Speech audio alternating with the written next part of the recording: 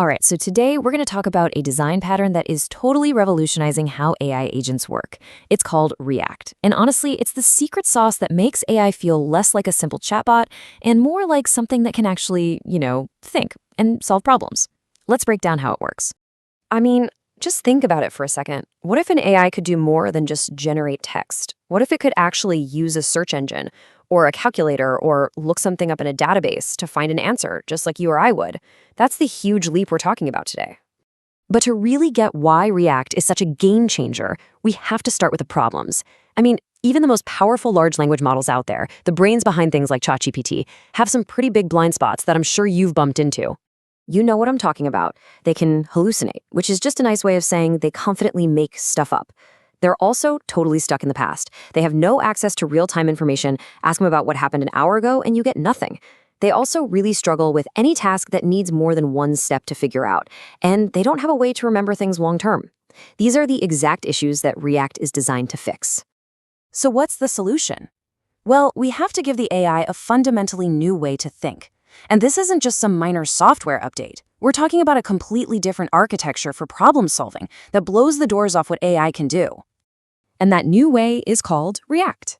It's pretty clever because the name tells you exactly what it does. It stands for reason and act. So instead of trying to spit out a final answer in one go, the AI gets into this loop. First, it reasons about what it needs to do next, and then it acts on that thought by using a tool. It's such a simple concept, but the implications are huge. Okay, this slide right here, this is the whole magic trick. On the left, you've got the old way. You ask a question, the LLM makes its best guess. It's a one-shot deal. But look at the right. That's the ReAct pattern. You ask a question, and the AI has a thought. Then it takes an action. It sees the result, the observation, and then it repeats that loop, thought, action, observation, over and over until it's sure it has the right answer. The bottom line is, it stops being a guesser and becomes an investigator. Now, all this theory is fine and good, but the best way to really understand this is to see it in action. So let's walk through a simple example of how a ReAct agent handles a question that would probably trip up a normal LLM. All right, here's our prompt. It looks simple, right? But it's actually two questions rolled into one, and it needs current, real-world information. A standard LLM might know the CEO's name from its training data, but his age. That changes every year. This is a perfect test. Let's see how ReAct does it.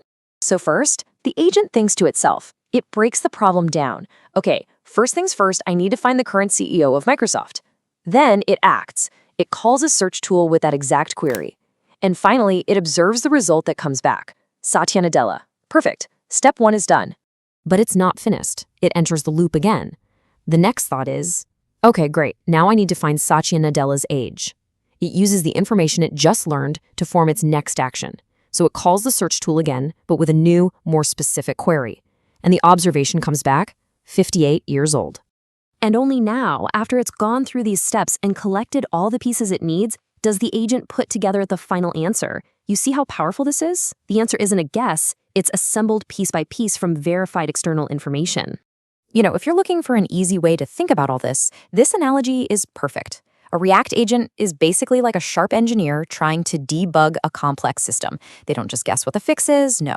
They form a hypothesis, they check the logs, they run a test, see the result, and then repeat that cycle until they've nailed down the problem. It's that same methodical, step-by-step process. And look, this isn't just some academic idea. This is the real engine behind what everyone is calling the agent revolution. This exact pattern is being used right now to build the next generation of really useful AI tools. If you've heard of names like LangChain, AutoGen, or CrewAI, these are some of the most popular frameworks for building with AI. Then you've already seen ReAct out in the wild. That reason and act loop is the absolute core logic for the agents that these tools help you create. So what are people building with these agents? Well, all sorts of things. They're browsing the web for you, they're analyzing complex data, running calculations, even writing and executing database queries. Basically, any AI tool that seems to intelligently interact with the outside world is almost certainly using a ReAct-style pattern under the hood.